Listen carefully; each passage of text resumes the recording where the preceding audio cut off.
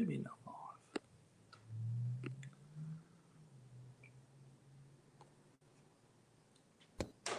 Hello, we're live. We're live. Welcome, everybody. Just waiting for everyone to turn up. I'm looking at the attendees at the moment. It's jumped from 0 to 6 to 18. So hello, 18 people.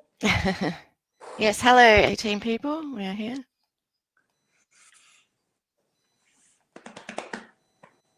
.32. Morning, everyone. Hope you're well. Hi, everyone. You can respond via your chat screen on the, should be on left to your screen.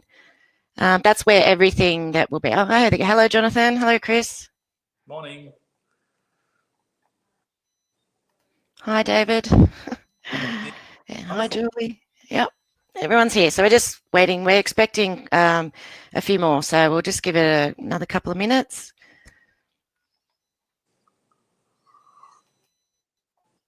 Oh, I'm starting to feel a bit of pressure now. Yeah. Okay. Yeah, a few more.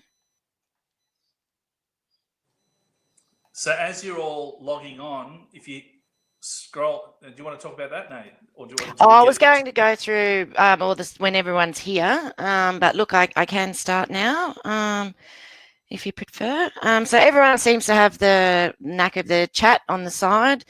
So that's where everything will show up. So we are going to do a little poll later. That's where that will show up. We also have some file handouts.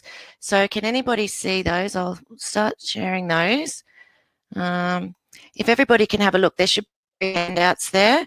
There's our JobKeeper webinar notes. There's an employee nomination notice and an STP and JobKeeper fact sheet. So if everyone can have a look in the chat screen and let me know if anyone can see the files. Okay, so if you can, great, wonderful. So if you can just hold your mouse over those files, you should get an option to download. And then you can download those and open them. Now, unfortunately, if you don't have dual screens, obviously you won't be able to see them while you're watching the webinar. But once we start, I'm going to be sharing those file notes on my screen anyway. So don't panic if you don't have a printer or dual monitor. Okay, we're still waiting. There's still a few more to come. Well done, Tony. It's the biggest bottle I could get. Yeah, we're a bit out here. I bought it from all the money that I saved on not having to buy tea and biscuits in the last 3 weeks. Oh, of course. There you go. Nicholas told you to stop touching your face, Tony. Oh, that's why I put that. That's why. Yes, good point, Jonathan. Okay. We're still waiting on a few more people. So, look, I'll repeat again about the file handouts. I'll see how many more people we get before we do our and talking about the structure of today's webinar. But for the new people who've just arrived, two things. Obviously, your chat screen is where all the notifications for the webinar will be. You should be able to see some file handouts there. There's 3 of them. There's the webinar notes. There is a JobKeeper payment fact sheet, and there's also an employer form. So if you hover your mouse over that, you will be able to download it and either print them out or open them on another screen. But for those who don't have dual screens, I'll also be sharing the notes on my screen. So it won't be a problem there. And well, I think it's really about it. So look, we are past 10. So look, I will just start with the going through the format of today. So welcome everybody to our very first AVCA sponsored webinar. So it's great to have so many of you attend, and special thanks to those of you who submitted questions beforehand so we could put together the content today. So to go through, as I said, I've already been through the operation, where you find your downloads. Please, anybody chat me if they've come in late and they can't see their downloads, but the handouts are in your chat screen, and if you hover over them, you will be able to download them, but I will be sharing them anyway throughout the webinar. So we're structuring today's webinar. So there's two parts. So we're going to go through obviously all the rules and regulations on those handouts.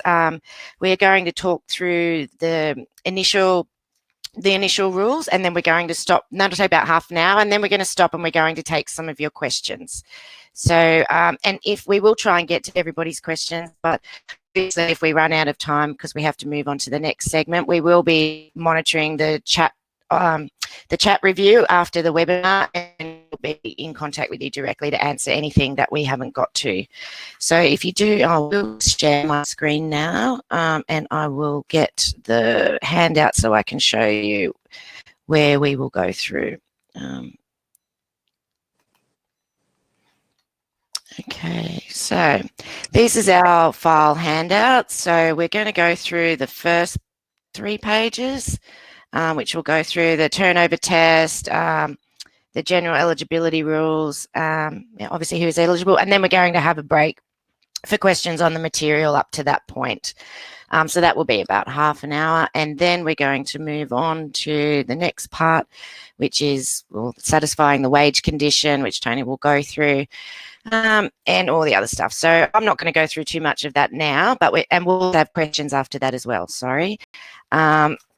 But Tony will go through that. I will be sharing my screen with the notes for you. And yes, you can submit questions via the chat at any point, but we do encourage you to wait to the question session just because it may be a bit tricky to try and answer you as we go.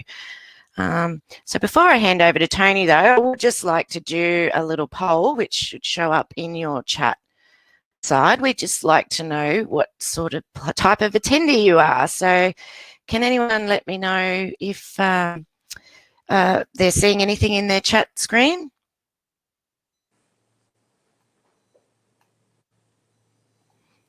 Okay, it should show up. So if everybody can just answer whichever one fits their circumstances, that would be great. Thank you. I can see results coming in.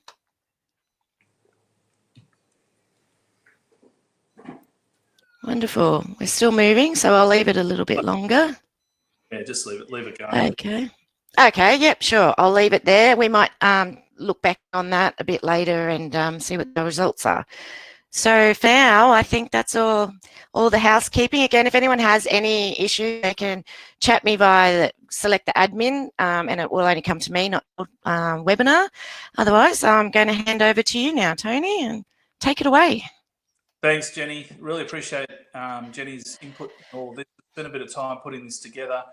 The last few weeks have been unprecedented in our lifetimes. I've spent so much time immersed in reading. I'll just hold up, that's just a small little snapshot of the reading in the last couple of weeks to keep up to date with every single stimulus package that's been thrown at us. So today we'll talk about JobKeeper. One thing I love about governments is they make an announcement and they make it sound really, really easy. The devil's in the detail, and as you'll see today, there's a lot of hoops you've got to jump through for them to part with their money to reimburse your business. So there's 5 major areas. It's based on paid employees, but it will apply to sole traders, partnerships and trusts. I'll cover that a little bit later. There's 5 conditions that you have to jump through. Now, the first thing is the fortnight you're paying people needs to be what they define as a JobKeeper fortnight, and you've got to qualify as an employer for that JobKeeper scheme before the end of the fortnight. Now, that's crucial as well. The payment's going to be for a person who is defined as an eligible employee. You'd have to satisfy the wage conditions by making payments to those eligible employees. And then they've saved the best to last, and that is you have to notify the ATO of a range of matters. Only 5 things, but each of those have many, many more conditions attached. All right, so we'll start with B1, the meaning of a JobKeeper fortnight. So this scheme started on the 30th of March when they first announced it, and it will apply for each subsequent fortnight all the way through until the 27th of September. So the first fortnight's already ended. It ran from the 30th of March to the 13th of April. That will cause some interesting problems, which I'll come back to a little bit later on. It's 26 weeks and it's 13 fortnights. Now, your current pay cycles, if you're not paying fortnightly, it's not really relevant as you'll see a little bit later, they're just going to reimburse you based on the above fortnights and the dates that fall within those fortnights. So I'll come back to that. So that's the meaning of a JobKeeper fortnight. There's 13 of them. So the second one is, how does the employer, the payer, qualify for the JobKeeper scheme? So you're going to qualify if during a fortnight, so they've gone back to the 1st of March, you had to carry on a business in Australia. So straight away, anyone who is has, say, passive investments, rental income, dividends, interest, you're not going to qualify. You have to carry on a business in Australia, or you are a not-for-profit. Then you've got to, before the end of the fortnight that you want to put your hand out for to be reimbursed, you have to meet this decline in turnover test. And there's a stack of employers who don't get this. Thankfully, the banks don't get it. Any government body of any kind doesn't get it, and any company or anyone owned by a bank or a government body. And it also will not apply if you're already in liquidation or a bankrupt. Now, the carrying on of business rules, there's some integrity rules around all of this as well, which is you've got to satisfy all of the following, right? You must have been running a business on the 1st of March 2020. You must have had an ABN on that date. And then this is a couple of interesting ones as well that a few people are going to be caught out on. You must have lodged your June 2019 tax return before the 12th of March, or you've lodged a BAS, say a September BAS or a December BAS, before the 12th of March. Or for those people who are not registered for GST, you just have to make a taxable supply after the 1st of July. Now, again, there's some integrity measures to make sure that everyone has actually kept all of their lodgements up to date. I already know of a few people who will fall over in that integrity measure. It's a statement of fact, as I've got there. There's also been some interesting reading where accountants are going to be trying backdating registrations. The tax office are onto all of those, so we don't encourage any backdating. You may have already heard of the decline in turnover test. Now, the decline in turnover test, of course, to make it nice and complicated, there's two types of tests. There's a basic test and then there's an alternative test. Now, you satisfy the basic test if your actual or projected GST turnover falls short of the GST turnover for a relevant comparison period, and that shortfall expressed as a percentage equals or exceeds the specified percentage. A little bit of legal speak there. So the specified percentages are, if you're a charity, it's 15%. If you're an employer with a turnover of greater than $1 billion, I don't think there's anyone in the room that fits in this one, it's 50%, or everyone else, as you would have heard, it's 30%. Now, the comparison periods are in this little table here. You're comparing March 2020 to March 19 and so on, all the way through. You have a choice as to where you are going to compare your turnover. Now, this is where I'm telling people not to panic, because if your turnover for March, say you don't qualify for March 20, say you don't qualify for April 20, wherever you jump in, that's where you are going to pick up this JobKeeper from that particular point in time. So say your business is not, say you're selling hand sanitizer and you're going quite well and your turnover hasn't dropped, but then all of a sudden the government relaxes all of its social distancing rules, everyone starts to go back, your sale of hand sanitizer drops in the month of July. If your July 2020 turnover is more than 30% less than your July 2019 turnover, you jump in at that point. And you pick it up from July all the way through to September. Now, you can use this table regardless of whether you lodge BASs quarterly or monthly, all right? Now, that'll create some interesting headaches about reporting to the tax office, but that's the way it works at the moment. And there's a very, very big problem here in relation to the definition, coming back up here, the definition of projected GST turnover. So the accounting industry are kind of having a little bit of a technical argument at the moment as to whether that means accrual versus cash. Now, the way the legislation has been written, it's accrual. So it's going to be a very interesting process to try and go back, and because you've lodged your BASs, a lot of people lodge their BASs on a cash basis. And so you then have to somehow report to the tax office your accrual turnover in the month of July in that example compared to what the accrual turnover was in the month of July. So watch this space. Let's not. And Tony, we've just Nick's just asked, could you just quickly go through when you have a sole trader who hasn't lodged their 2019 ITR and isn't registered for GST? Yep. Could you just... Yeah. That's. I was going to cover that in the questions, but okay. No, that's what. Well, Nick asked, so I'm passing it on. Hold your horses, Nick. No, I'll do it now. Go back, can you just scroll back up to B2A? So if you look at number 3 there, so you have to lodge a tax return. They haven't done it. They haven't lodged a BAS.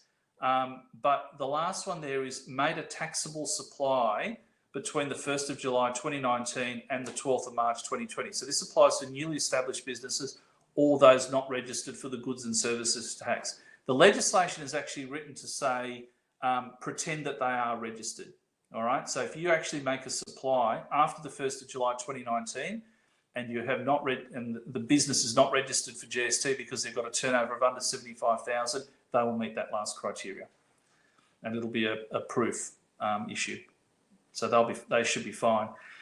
So go back to here now. What's interesting about these comparison and the comparable turnover periods is that here we are halfway through the month of April, and a business clearly has a drop in turnover in their April 2020 compared to April 2019.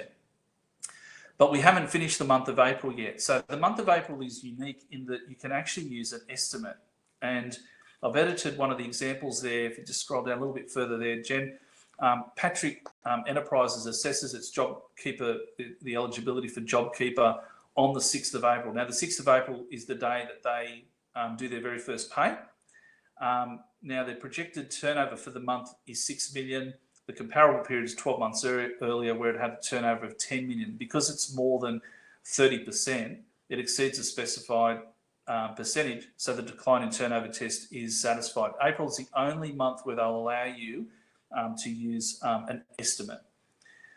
Now, what's interesting about this as well, if you just go back up to the table, you only have to satisfy it once. You don't, let's use another example in that, let's say that you have a situation where your May 2020 turnover is more than 30% less than May 2019.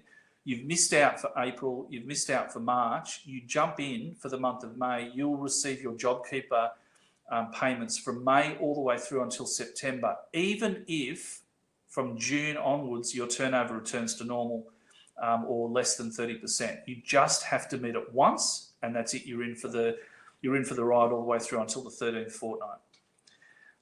There's some interesting rules around grouping now. There's been some questions around whether companies are grouped together or if there's service entities and all that sort of stuff. The grouping entities only really assess that specified percentage. So if you have a group turnover of more than $1 billion, once you're under that, then it's on a per entity basis. We also had a question about ABN. So say in addition, I've specifically answered it there. If you run 3 separate businesses under the one ABN, you need to aggregate the turnover under that one ABN. So all they're looking at is just what you're lodging on your BASs.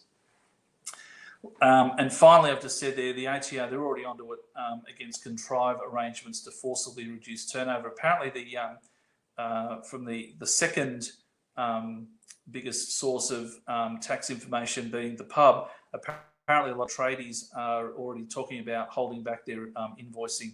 Now, if you do this, what will happen very clearly is you'll have a cluster of invoices at the start of the following month. The ATO already know all of that, so they will be on it. So no forcibly contrived arrangements. All right, so I've got a couple of examples there. So if you have a drop in turnover of April 2020 compared to April 2019, assuming everything else is met, it'll start from that fortnight, the 30th of March, for the full 26 weeks, even though turnover returns back to normal in May. And then the example I've already used there, which is July. All right, now that's the basic test. Now there's an alternative test that they're developing. It's present tense developing. They haven't finalised this yet. The alternative decline applies if there is not an appropriate relevant comparison.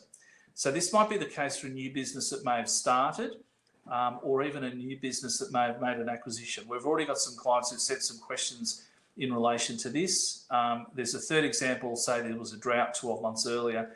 Now, what the tax office have already said is that where they're satisfied that there's no comparable period or there's no appropriate one, they may, by legislative instrument, determine an alternative test. Now, I'm not quite sure what a legislative instrument means. I think it's either a private ruling or maybe a public ruling. Yeah, we're just up to there.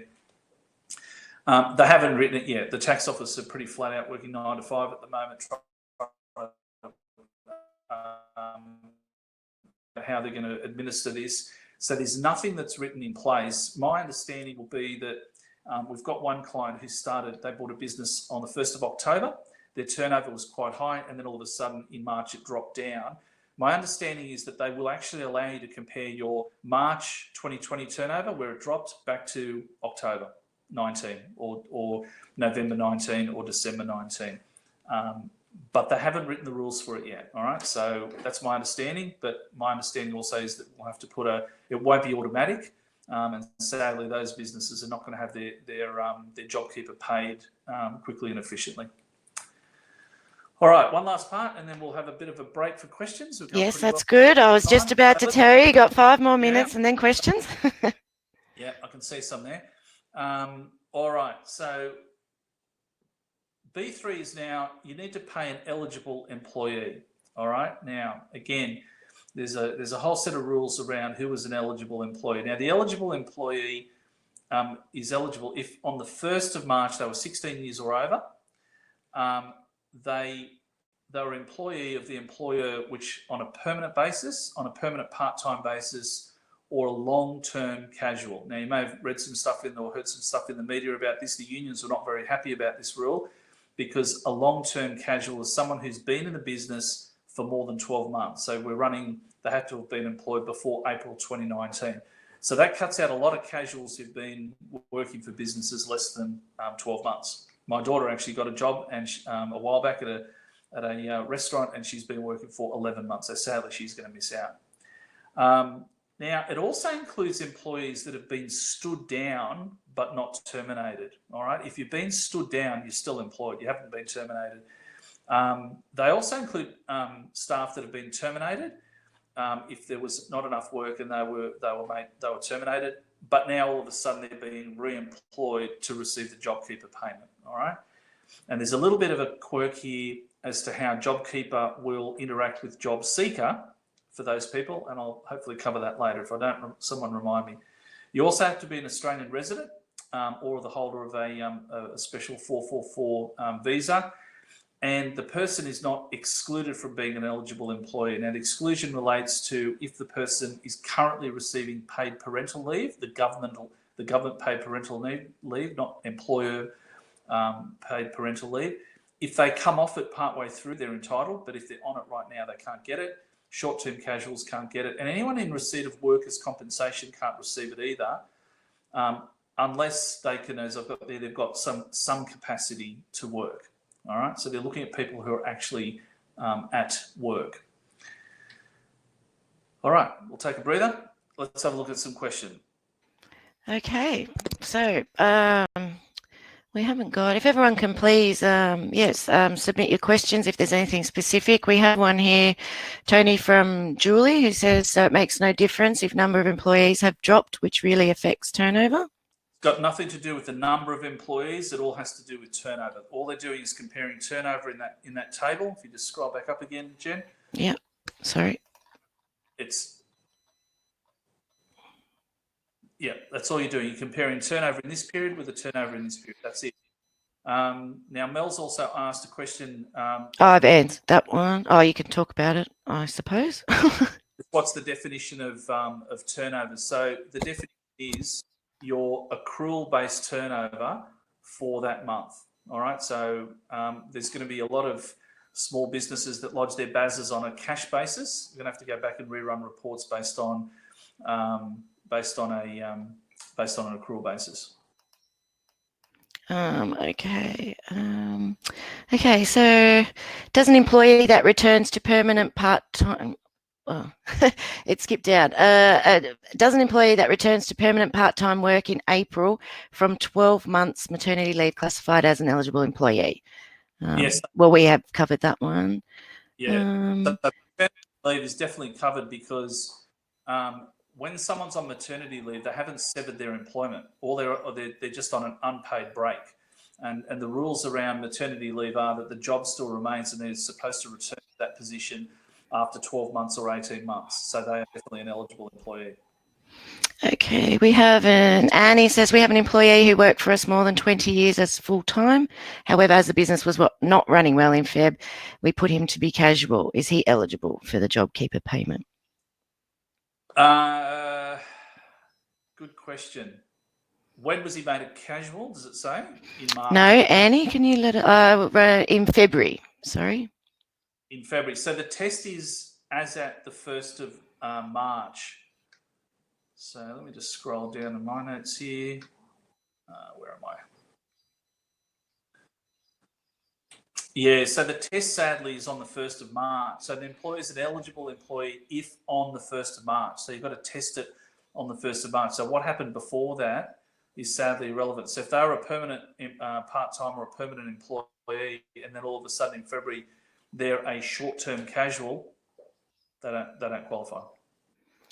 Okay. Now we also have some questions regarding tax return lodgements if they haven't been done for 19, but there are other requirements. Is that correct, Tony? Look, my understanding, I'm actually aware of that specific case. My understanding is that we might have to put in a special request to the tax office to accept it. At the moment, it won't be automatic, so it'll have to be a private ruling of some sort. Okay.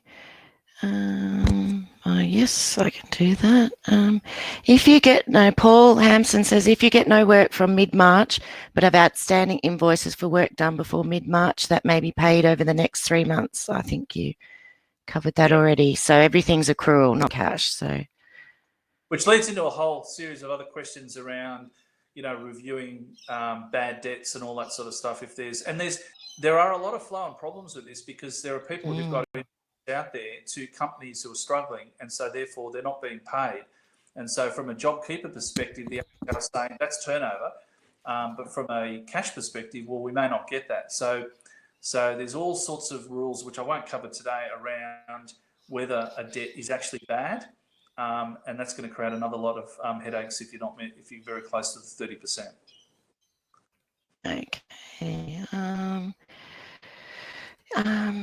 Okay, Jonathan says if we have a critical employee who resigned and is due to leave April 23rd, we have to replace that employee, but that person will not have been with us since March the 1st. Does this mean we do not get the JobKeeper for person 2? Correct, you won't. That's the way I understand it at the moment. It's all tested on the 1st of March. There's Catherine, legislation that says that they will pay it for anyone that you employ after the 1st of March. Okay, thank you, Tony. Catherine says she has been contacted by the ATO telling her she needs to apply through a business portal, but then it says if I'm using a tax professional, sorry, my time is going off, ask them what are the next steps. Are you registering on my behalf or do I still need to do that? I'll cover that in the second half. If I Okay. can. Just a few final ones before we move on. Mark says I salary split with my wife. Are we considered 2 employees? Yeah, correct. Yeah, you are at the moment. Yeah. One of the things that I've been saying verbally to a lot of clients, and either via email, don't forget there's also another stimulus package called the Cash Boost package. Don't change your pattern of behaviour. Don't turn around and say, all right, before all of these measures were announced in March, let's say you had a situation where you had a company and a mum and dad company, and say the spouse, mum was not paid, all of a sudden, let's put her on the books and pay her. Don't change your pattern of behaviour because the ATO will be able to compare the before and the after situation, and so you're going to be caught out. Okay, well, we might move on, but I just wanted to call out to Chris and David that your questions will be covered in the next segment that Tony is about to move on with. So Just one thing too, Jen, here. One of my staff has just pointed out one thing out. I think I agree with it, actually. The employee who changed to a casual basis, they may actually still be eligible because there is some wording in the legislation that says they've been employed by the employer on a regular and systematic basis in the 12-month period beforehand. So in that example where they went from permanent to casual, it might actually be okay. All right. Okay, so I think we should move on. We'll move on to the next stage of the handout if you're ready to go, Tony. Yep, we've got about 3 minutes, so if you want to answer just a couple more questions, we'll start. Oh, okay, yep. Right. All the questions in relation to deducting pay-as-you-go withholding from 1,500 and how it's actually administered, we will be covering that in the next section. So I'll leave those questions for now. Just trying to look through. Yuri says, if I qualify for the payment over 12 months casual, but recently got a once-a-week casual job to get by, does that second job stop my qualification from the first job? The second job is not my primary. Yeah, the second job is as a casual, so therefore you haven't worked at that second job for more than 12 months. You're not a long-term casual, so you will not qualify for JobKeeper in the second job, so you should be able to qualify for the first job. Okay. Kelvin says, is a long-term contractor being paid by our company and we are paying super eligible? Contractors are not. They have to be employees. They have to be eligible employees. All of this hinges around, and you'll see in the second half of this, it all hinges around notifying the tax office of their pays. Their preference is through single touch payroll, so contractors won't be taken into account. And Cherie says, is business growth taken into account when comparing turnover periods? Well, it is taken into account, again, only to compare growth periods. So it's only, there's the basic test and the alternate test. So the basic test, you're just black and white comparing month to month or quarter to quarter, all right? So, but if there's something that's a little bit strange in that, as I said, like if there was an anomaly from 12 months ago, we actually had a client who 12 months ago was injured. And so therefore their turnover 12 months ago compared to now was actually quite low. So we might have to look at the alternate tests for that particular. So in your case, where there's business growth, we may have to go to the alternate test, which means going cap in hand to the tax office and making a submission. Okay, and Simon says, what is the rule for the traineeship 50% subsidy? Can they get JobKeeper instead? So my understanding with there's an apprentice rebate of 50% up to $7,000 per quarter per apprentice. For the first quarter, which is the March quarter, you can actually apply one or the other. So you can't, my understanding is you can't apply both, but I can't remember. Okay. Please, anybody sing out if I've missed you and I haven't seen it, but the business participation rules, their wages and how much you actually pay your employees in relation to the payments, we're going to cover all of that in this next section. In the second section. All right, well, we might move to the second part, which is time's flying. All right, yes. So the fourth condition that you need to comply with is the wage condition. You have to satisfy the wage condition. Now, this essentially is saying that the employer needs to pay each participating employee at least $1,500 for each JobKeeper fortnight. So essentially a reimbursement, which came as a shock to a lot of people because I think the way they did it in New Zealand, they actually paid the employers first and then the employer paid the employee. That is certainly the way it works with paid parental. So because there's so much money at play here, I think they decided that they would not go down the route of trusting all of you rogue employees with all the money and then paying it to your employees. So they want to see that you've actually paid them. So this is it's a massive cash flow trap for employers. Pay now, get reimbursed later. So that's another headache that you're going to have to contend with. And I know of a lot of businesses that simply haven't got the money to be able to pay their employees. So the components are that must exceed greater than 1,500. I already had some questions around salary sacrifice. They are taken into account. So it's the employee's gross wage before tax and the amount of salary sacrifice arrangements. Now, there's a little quirk with this again, where the salary sacrifice amounts are super. Now, these are usually paid within 28 days after the end of the month. Now, you have to pay them within the fortnight. So it's another cash flow headache for a lot of businesses. So the components need to be at least $1,500, regardless of whether they receive more or less than that amount. So again, you've already heard of these great stories in the press. So I'm going to stick with an example that we'll talk about a little bit later as well, and that is that Mark operates a cafe, employs 2 people. Tasman, she earns ordinarily $1,600 per fortnight. Peter earns $1,000 per fortnight. Now, assuming that all the other criteria is met, he had an ABN, they're over 16, they're Australian residents, etc., etc.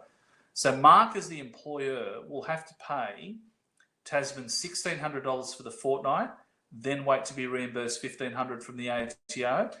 But then he'll also have to pay Peter $1,500 for the fortnight and wait to be reimbursed $1,500 from the ATO. So he's going to be out of pocket for $500. I'm going to come back later to talk about how we actually deal with this extra $500 for Peter. All right. Now, the gross amounts, they'll be subject to the usual amounts of PAYG. So that extra $500 for Peter, it's still subject to PAYG withholding under the tables, any help debt, student loans, all that sort of stuff. All right. So there's a real cash flow headache in having to pay. So pay now. Now, the last criteria, they've left the best till last, is these are all the additional hoops you're going to have to jump through about notifying the Commissioner, notifying the ATO. You're going to have to notify them of a range of things. Now, the first one is your intention to register for JobKeeper. Most of you have already done that. That came out a while ago.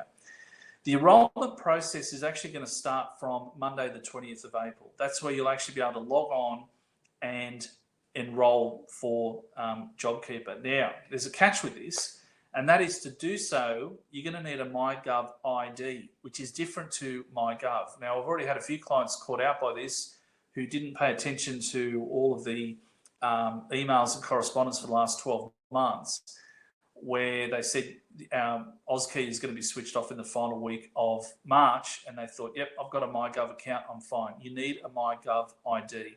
Now, just yesterday, I typed up a template email that I sent around to all my staff. If you need to get a MyGov ID, please let us know and I'll send that out to you, because there's a bit of a process around it. There's a whole stack of documents you have to upload, and it's not easy, and you need to have the technology. You need to have a smart device, so there's a lot of headaches around that.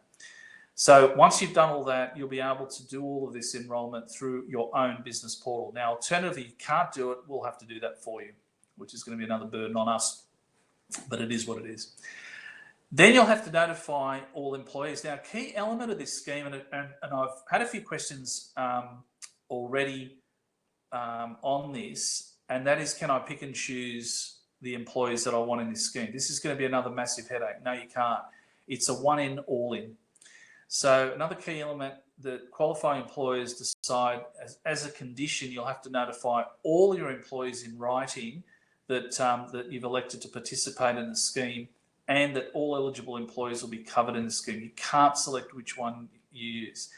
This is going to create a real headache for employers that have, say, a block of permanent employees that are already receiving more than $1,500 a fortnight. They definitely want to receive JobKeeper for those, because the money you receive essentially defrays the cost of wages. But if you also have a stack of employees that you've stood down, or and I'm already hearing some interesting examples of casuals who've worked, 17-year-old casuals who've worked for more than 12 months, earning $50 a fortnight. They are going to be roped into all of this and be receiving the full $1,500 per fortnight.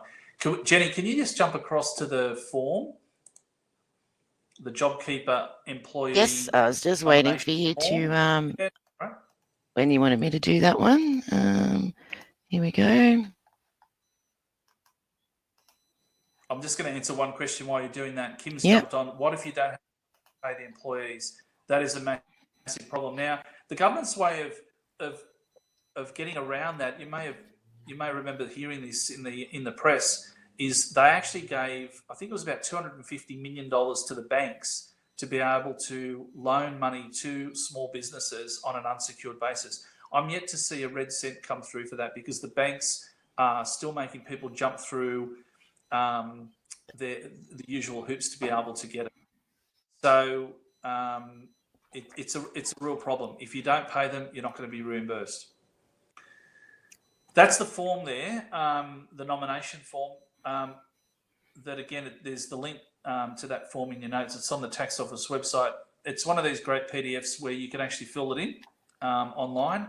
What I suggest people do as a bit of a life hack is complete the section as an employer, save it, and then do a save as for every employee that you need to complete it for.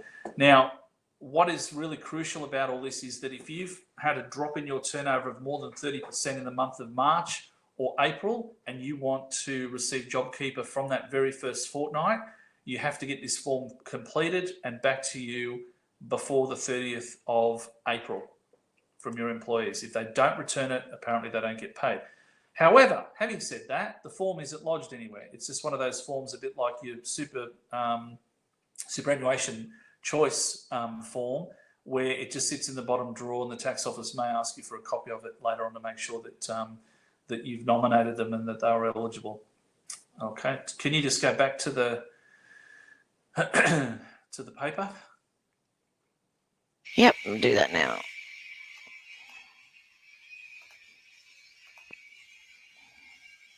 So we're up to D. So D is the employee acknowledgement. So there's a requirement that all those employees have to provide a notice. So that's actually on the same form. And then needs to be returned by the 30th of April. What's also interesting too is that once you've completed the form as an employee, you need to notify Services Australia of your enrolment so that you don't then, the employee then doesn't overlap and get JobSeeker as well as JobKeeper. So JobSeeker is Centrelink, and so that's where everyone jumped on initially because they were terminated. So there's an overlap there, and people were told initially to apply for both. So now you have to let them know that you're not going to get JobSeeker, you'll actually get JobKeeper. The next thing the employer has to do is report the actual pays. Now, most of you are already doing this with single touch payroll. That is their preference. If you're not on single touch payroll, I'll tell you now, your reimbursement of JobKeeper is going to be delayed. You've got to make it as easy as, you've got to remove every obstacle from the ATO to pay you. So this is one of them. You can do it through online services. You can do it through a file upload, but I'm absolutely 99.9% recommending that everyone jumps on a single touch payroll. Otherwise, there'll be a delay in your payment. Then you've got to jump through some more hoops where you have to actually report your monthly turnover. Now, this has got a real quirk to it, and I don't understand this. The employer will be required to report its current GST turnover for the reporting month, accrual, as we said, and its projected GST turnover for the following month. Now, I can't understand that. I don't understand why they just didn't ask you to report your turnover for the comparable period 12 months ago. Wouldn't that have been easier and more logical?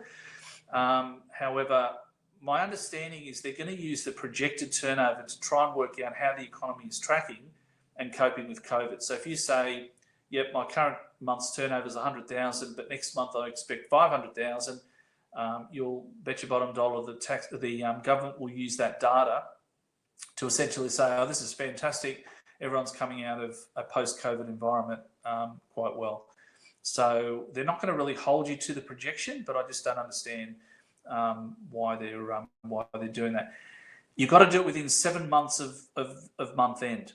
All right. So already you can see the screws starting to tighten. You've got to lodge your April actual turnover by the 7th of May. Take into account a few weekends and public holidays. It doesn't give you a whole lot of time to do it.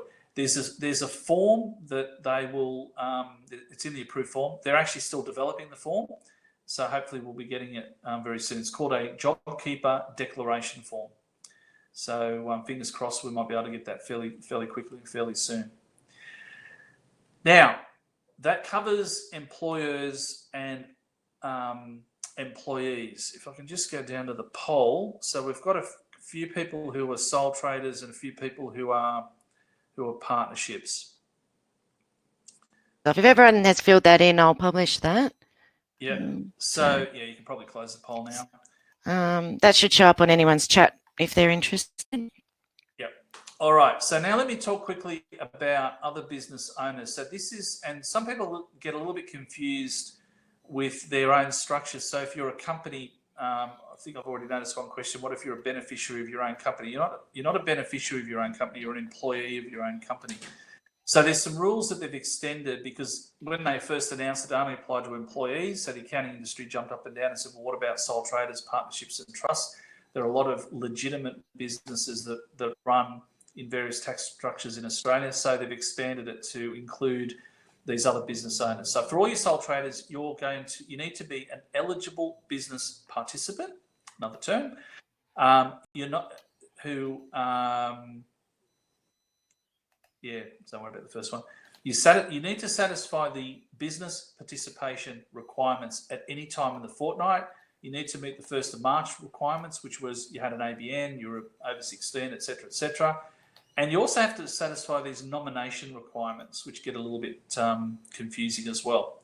So the first one, the business participation requirement, means that any time during one of these 13 fortnights, the individual was actively engaged in carrying on the entity. So in other words, you're a sole trader, you're actually running, you're operating in the business. You're a partnership, you're operating in the business. So in the case of a sole trader, it's pretty easy. It's the individual is the person who's nominated. They're the one who will be JobKeeper. In a partnership, the individual must be a partner in a partnership. In a trust, and I've got one client who's listening in who operates out of a trust, the individual must be an adult beneficiary of the trust. Just for that, for your benefit, Simon, this won't actually apply to you because you're already an employee of your trust. This is more if the trust does not pay wages to yourself, because there are a lot of people who don't pay themselves wages through their trust. So you're actually okay because you're already paying yourself a wage.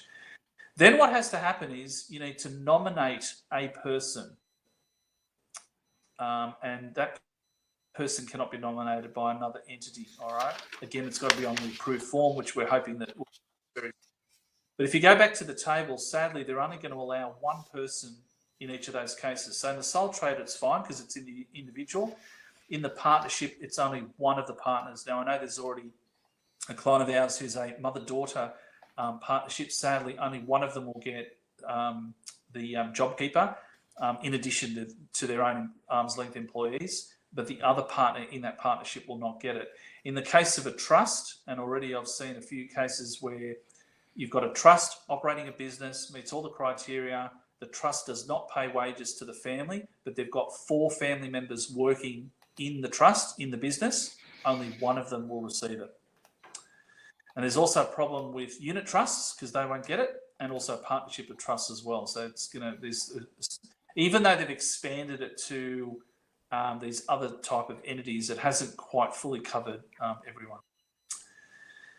Now, amounts to be paid. Now, I said a little bit earlier, it's $1,500 per fortnight. So the ATO have got a table of actual dates. So it doesn't really matter where you pay people, as long as your pay falls within the periods, these are the amounts that you're going to get.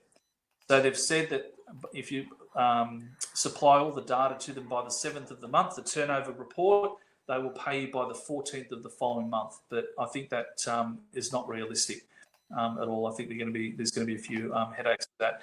But they're the amounts that you'll be receiving. So in May, for the fortnight starting 30th of March and 13th of April, $3,000 per employee. June, $3,000. In September, there's a bit of a quirk because there's actually going to be 3 fortnights in the month of August.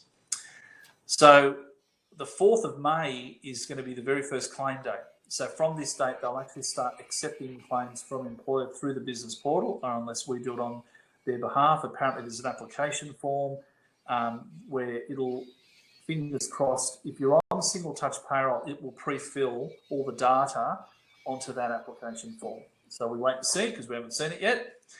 Otherwise, we're going to have to manually enter data into a form, and no one wants to do that.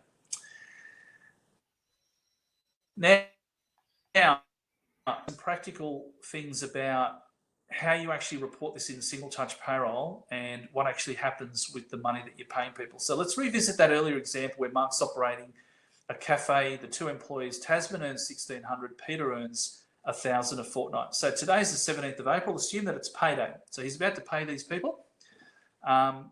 He's going to pay Tasman 1,600 and then wait to be reimbursed. He's going to pay Peter 1,500, the minimum, and then wait to be reimbursed 1,500. So how do you actually deal with the extra $500 that you're paying with Peter? Now, the ATO have released an interesting guidance paper called the JobKeeper Payment for Digital Service Providers. So, Jim, yep, I'll just get that one up. Yeah, there's a lot of data in this, and I'm not going to spend any time on it at all. It took me about 5 times to read it to understand it. So there's all the lovely fortnights. I just want you to scroll down, Jen. Just scroll down for 1 sec. Keep going. Keep going. There's a term there. Just freeze there. Yep. On the right-hand side, there is this one. A new payroll category called JobKeeper Top Up. All right. And I also just scroll all the way down to the bottom of the 3rd page. Oh, yeah, there we go. Here we go. Yeah, all of these. So here are all of your various codes. So as I said, all they're looking at is the pays that you pay between these dates.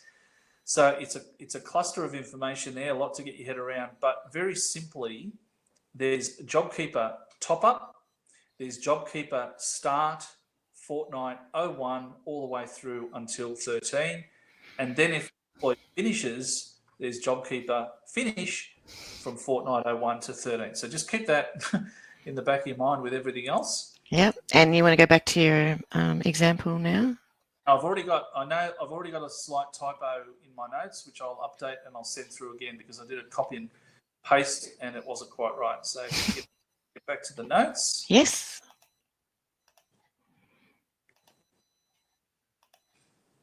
All right. So what will happen is this, the guidance paper. So what will happen is that Tasman's payslip will show an allowance called JobKeeper Start. And because we're starting now, and again, just assume that we missed the boat for the first one, we're in the 2nd fortnight. All right. So what the single touch payroll is going to be telling the tax office is we're starting now in the 2nd fortnight. You're going to enter nil, which tells the tax office we're starting. It tells the tax office that this particular employee has been paid more than $1,500, and on that data, they will reimburse $1,500. All right, fingers crossed. With Peter, however, you have to show an allowance called JobKeeper Top Up with the $500 entered in that top up. And then you'll also have to have for him JobKeeper Start, FN02, which tells the tax office that this is where we started with him. All right. Now, some little interesting housekeeping. If you're an employer, you don't have to pay super on the top up $500 in that example. You can if you want to, you don't have to. Now, I have read that no workers' comp is payable on the top up payment, no payroll tax is payable on the top up payment, but I'm still waiting to see them actually legislate that. All right. So at the moment, I haven't seen anything definitive on that. This is the bit that's wrong. And I've got to update this, say they pay for the following fortnight, the 1st of May, say Tasman gets $1,700 and Peter gets $900, Tasman's payslip will show that's actually not right. You don't have to report the start. You've already reported the start of 02, so you don't have to report FN03. That's actually wrong. And then Peter's payslip will show top up $600. You don't have to show start FN03. All right, I need to edit that.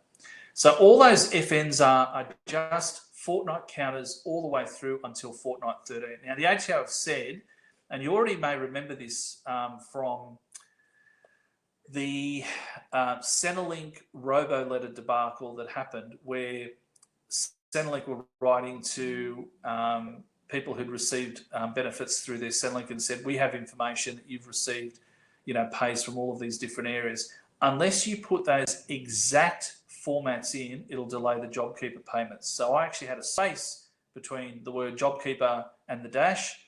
There's no spaces, all right? You have to follow that exact format. Otherwise, you're going to create an obstacle for the ATO and they won't pay you on time. And as I mentioned, if it's the employee's final pay, you enter finish, O2 or O3 or whatever fortnight you're up to, and then it lets them know that that you finished with it. Also, GST does not apply in relation to these JobKeeper payments. I've got to update one other little part too, which is the JobKeeper payments are actually assessable income to the business. And the scheme actually comes to an end on the 21st of September 2021. They're giving you a full year to sort out all of your headaches, all of your claims, all of your private rulings, all your alternate turnover tests. So there's a full 12 months that they're giving to sort out this entire lovely scheme. Now, Nick has just jumped on too, and I wasn't Yes. that. So there's question time. So I've got a bit of time. I've got about 8 minutes. Coming back here, where I've said JobKeeper start, I'll go back up to the first example, which was correct, FN02. Can you just go back up there for a sec, Jen? Oh, yep. Just same there? page up there where FN02. Where I say there that with the number nil entered, some payroll programs won't allow you to enter nil. Xero and MyOb have only just released some guidance in the last day on how to enter it. Apparently MyOb is very, very clear and follows a very good process for you to follow. But some won't allow you to enter nil, so you might have to enter a cent there and then deduct PAYG withholding of a cent, just so that it actually gets processed by the pay.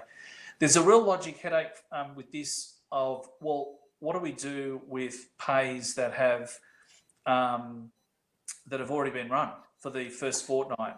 Now, my understanding is, and I'm going to let my staff jump in and correct me on this because I don't know the practicalities of it. I think that if you've just processed your pays, like 99% of Australia would have processed their pays normally because you didn't have these JobKeeper start and top-ups. I think what you can do is, especially, let's say you paid Peter in that example $1,000, you pay him $500 now as an allowance with top-up, and you also have to then go back and process another pay to have the starting fortnight as FN01, so that the tax office knows that you started at fortnight 1. And so by the time they get the single touch payroll data by the end of the month, by the 30th, they will have data for fortnight 01 and fortnight 02 and the top up. I stand to be corrected on that because, as I say, okay, I'm monitoring and waiting. No one's suggested anything just yet. So now I did have some questions further down. This one, not so much, it was probably a bit further back, but just what if a sole trader has employees? Yeah, so a sole trader as an employee is just an eligible employer. You're just like a normal employer. All of those first rules in the first part of the presentation from B1 to B3, you're just a normal employer. You register as an employer. You can actually register for yourself as a sole trader, and you also register for your employees. Okay. Cherie says, is there a separate form to nominate yourself as the sole trader or partner, etc.? Yeah, there is. It's coming. Yeah, it's coming. That's the job declaration. Nick said, a business owner, employee of a company decides to forego salary for 6 months in response to COVID-19. Now they are eligible for JobKeeper. Should they process as salary and wages or JobKeeper top-up in payroll? My gut feeling with that is you just need to do the top-up. You need to do the 1,500 because your wage is zero. So because your wage is zero, you have to pay yourself 1,500. At the end of the day, it's not going to cost the business anything because they're going to pay the 1,500, then get it reimbursed. But you have to do the 1,500. Okay. And Chris has said, a business participant's payments subject to workers' comp and super? They are for, so go back to that Tasman and Peter example. They are for the normal pays. They've said that they're not for the top-up payments. Yeah. I'm waiting for legislation, but they're supposed to be exempt from super, payroll tax and workers' comp, just the top-up. Because the top-up, and this leads to another interesting question that's already been asked, which I'll segue to.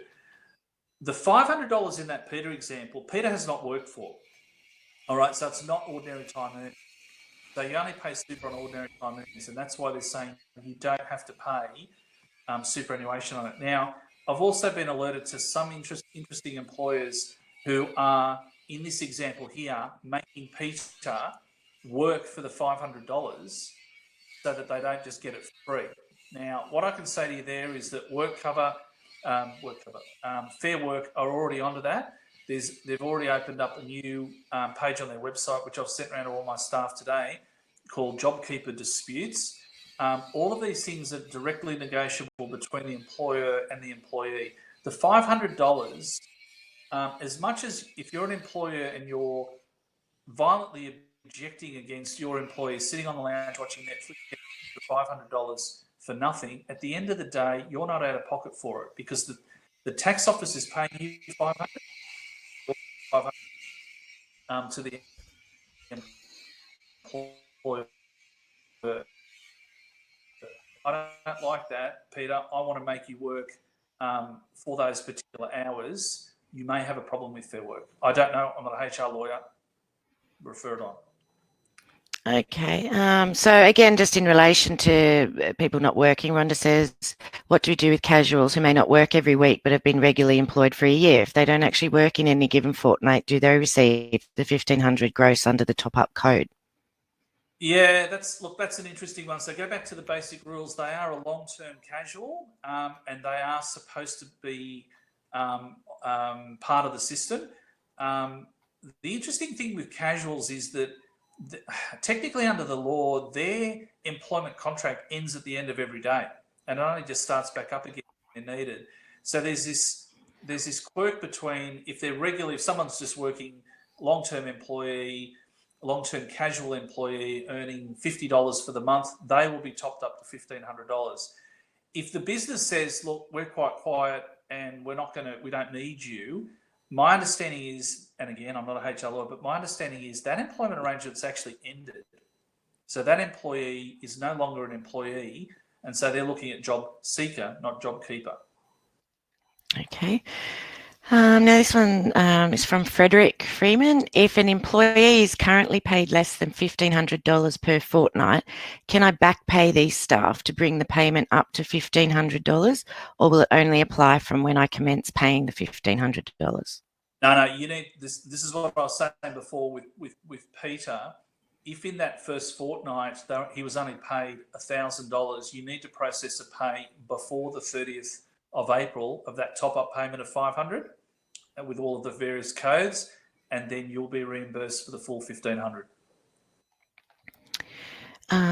Just another one. I was trying to keep track of the earlier ones that came in. Catherine says, just to clarify, I have staff that had registered for Job Seeker but will now get JobKeeper. Do they need to notify Centrelink, or do I do that?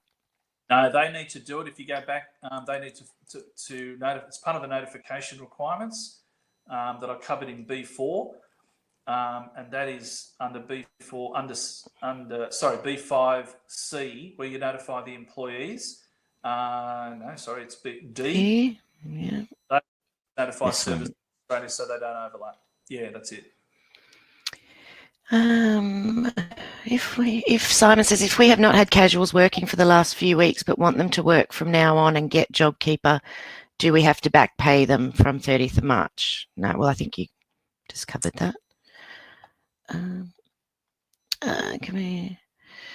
How are business participants paid via the software? Do they have to become an employee in the system? No. Now, this is another interesting quirk. I didn't actually cover that. Thanks, Chris. If you're a sole trader,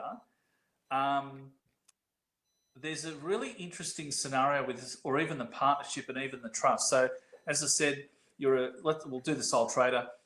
A sole trader runs a business, doesn't have any employees, keep it simple, registers for JobKeeper. So they actually will receive JobKeeper from the tax office, and they don't actually have to pay it to themselves. So there's no payroll, there's no single touch payroll because you don't have employees. There's no way of notifying. So the tax office in the last couple of days has said in that scenario for a sole trader, a partnership or a trust, they will pay the $1,500 to those three entities, to the nominated individual, but you don't have to show proof that the business, sole trader, partnership or trust, paid the $1,500 to that nominated individual. Okay. I have another question from Simon. What if casuals are still attending school? Do they still qualify for JobKeeper? Okay, so go back to the start. School kids have to be over 16 years of age on the 1st of March, and they also have to be long-term casual. So they have to have been employed in that business for more than 12 months. And this is where people got a bit offended with the whole scheme. So you've got a 17-year-old who works, handing out pamphlets for a pharmacy and has done for the last 13 months, and they earn $50 a month. They will receive $1,500. But you as an employer, you're only out of pocket $50. You will you'll get the full $1,500 reimbursed to you. So don't get too offended by the fact that the kid will receive an extra $1,450. You're going to still receive full $1,500 to defray your cost of wages. And again, there's, I think casuals are an issue for a lot of people. Anthony says, as an employer of many young casuals, and many earn between $100 and $300 per week, do they receive the top up to $750? Same rules. So go back to the criteria. Are they over 16? Are they long-term casual? If they meet that criteria, they're an Australian resident, they're not on paid parental leave, they're not on workers' comp. The short answer is yes. The long answer is definitely yes. You top them up to $1,500. So this is a real headache where you've got 20 casuals, all right, and say that example that I gave where they're all earning $50 a month. You're going to be out of pocket for the dip $1,450 for 20 casuals, and then wait until the government reimburses you the full amount by the middle of May. And so this is why the government has said, if you can't afford it, go off to the bank and get one of those lovely unsecured loans to tie you over. Good luck. Lara's got a good question. If business is closed due to COVID and the employee earned over $1,000 a week pre the crisis, does the employer need to continue to pay $1,000 a week, or can they drop the payment to $750 a week? Interesting one.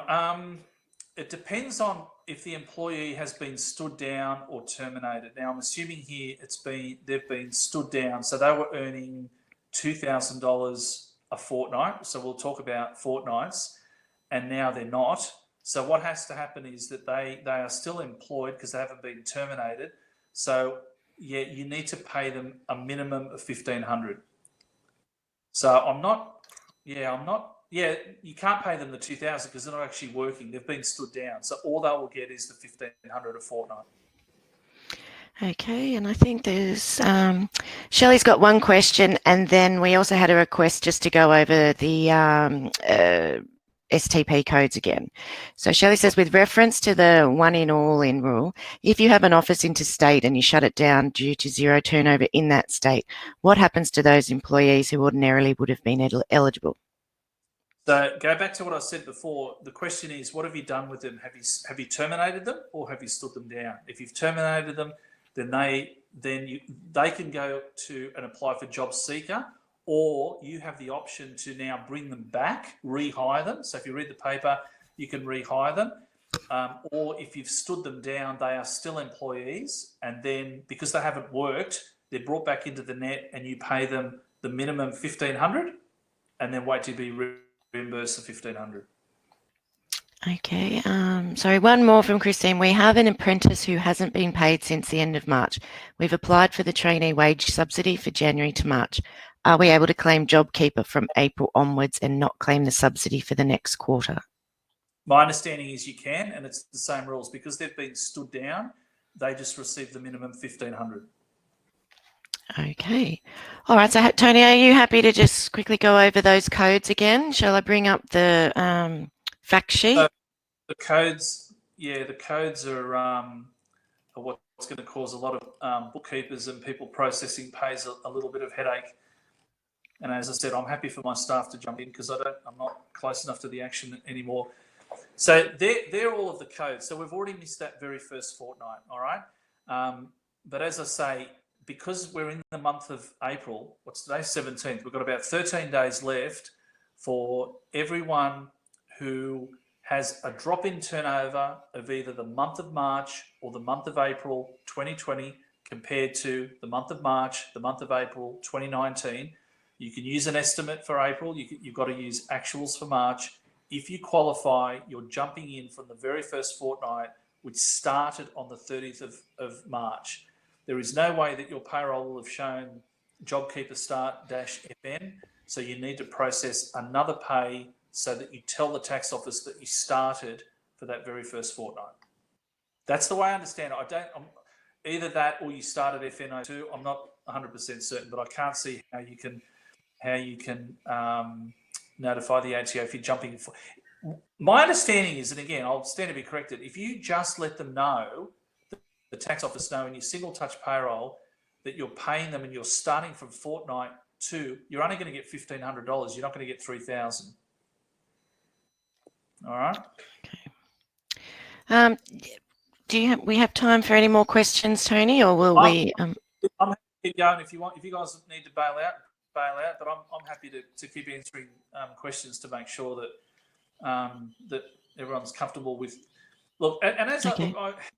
I've done staff training sessions for the better part of 25 years now, and as I've said, almost every session with something new. This stuff here in this presentation today will cover probably 90 to 95% of the scenarios. There's those 5% edge cases that they haven't written the rules for. We just simply don't know, and there are some edge questions that I'm not entirely certain about. So you'll have to watch this space, and as I'll tell you now, as soon as I know, you'll know. Thank you, Tony. Simon says, can you choose the date you bring back stood down casuals and only claim JobKeeper from the reinstatement date? Sorry, what was that question? Can you choose the date you bring back stood down casuals and only claim JobKeeper from the reinstatement date?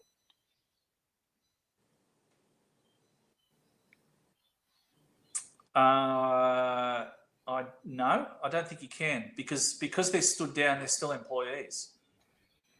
And this is the hard part. I'll give you an example. Say you've got 100 employees and you've got, say 70 of them that are permanent. You want the $1,500 per fortnight per employees for those guys, because that will defray the costs. Where you're going to have a problem is the remaining 30 who may be casuals, and say you've stood down 20 of them, right? You have to bring those guys back into the mix, because it's one in, all in, right?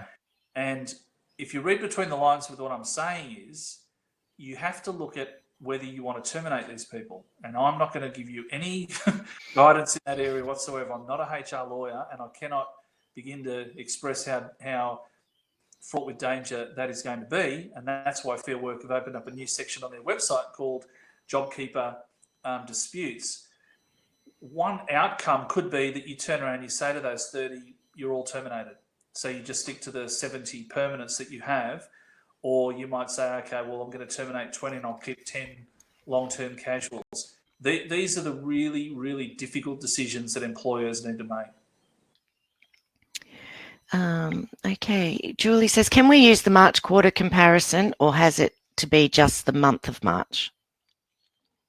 No, if you go back to the table, you've got a choice. So I'll just go back, yeah. Back to the table, I'll actually, there's one thing I did not mention actually. You get to choose whenever you can jump in, all right? So let's say that you lodge your BASs on a quarterly basis. You can compare the month of March 2020, or April, or May, or June, or July, or September. And down the bottom there, you've got another couple of choices. You can actually compare the entire April to June quarter with the April to June quarter last year, or you can compare the July to September 20 quarter. So you've got a lot of choices there. But once you qualify, once you jump in and you meet the criteria, that's it. You're in right to the very end.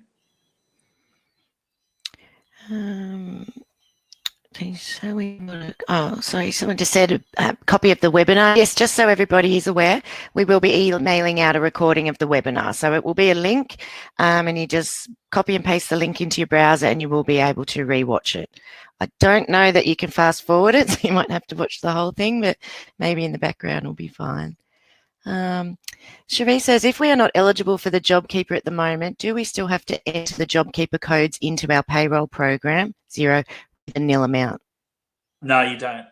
If you're not eligible, so say say that you're tracking, or the sanitizer example that I gave you. So you're selling sanitizer, your turnover has not dropped, but all of a sudden in the month of July 2020, your turnover will drop by more than 30%. You go through the whole registration, the enrolment process. You jump in from the month of July, which then the very first pay that you process, and I've just lost it. Where are we? The STP fact sheet. Sorry, bear with me for a minute. So your starting fortnight might be FN 07 or 08. Okay, so you're actually then reporting to the ATO that your employees will actually start by fortnight 07 and then go all the way through until fortnight 13. So you just jump in. The key is letting the tax office know that starting fortnight. Now, Chris has asked, and my apologies, he had asked earlier, I was trying to find the right time. For those of us not yet on STP, do you have a recommended STP solution? Yep. It really depends on what you use. Go on, Tony. Look, there are, without being facetious about it, there are bureaus that do it. There are some of the software, Zero Mile, have payroll only programs. I think they cost something like about $10 to $15 a month. My staff will tell you exactly what that is, where all you are doing is just reporting the STP payroll, full stop. So that's a little sort of bolt on if you're still a spreadsheet-based person, like I know Chris is. So yeah, there are some solutions around that per month to be able to report your STP to the ATO. I think that anyone please re-chat me if I've missed your question. I think the only one that I see that we haven't, that I haven't read out, but we have covered, if you just wanted to reiterate, Tony, was from Lara, who said, if you have employees stood down and they are now eligible for JobKeeper, can you force them to work for the relevant hours the $750 a week covers, even though their usual full-time job is not available to be worked? So I covered that earlier. Yeah. Fraught with danger. So there's Fair Work are already in it sort of stuff. So my gut feeling is no, because you're going to be reimbursed for that amount anyway. That's correct. Okay, so look, as I said, if there's any final questions, anybody or anyone I seem to have missed out, please just let me know. Otherwise, Tony, I think everybody's got it covered. Yeah. Look, no, I mean, look, this stuff is, it's changing on a daily basis, and as I say, I made some mistakes already. I was right up until yesterday still updating this page. Oh, Melinda says, does grouping apply when determining turnover? I think that's in the notes. Yep. So that's in the first part of the notes, Melinda. And Rhonda says, directors making a draw every week rather than payroll, are they eligible? Again, that's covered in the second half of the notes. Staff member that was employed May 2019, will she get JobKeeper in May 20? Casual staff member.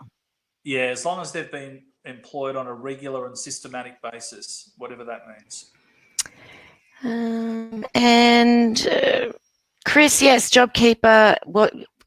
Confirming JobKeeper is assessable income? Yes.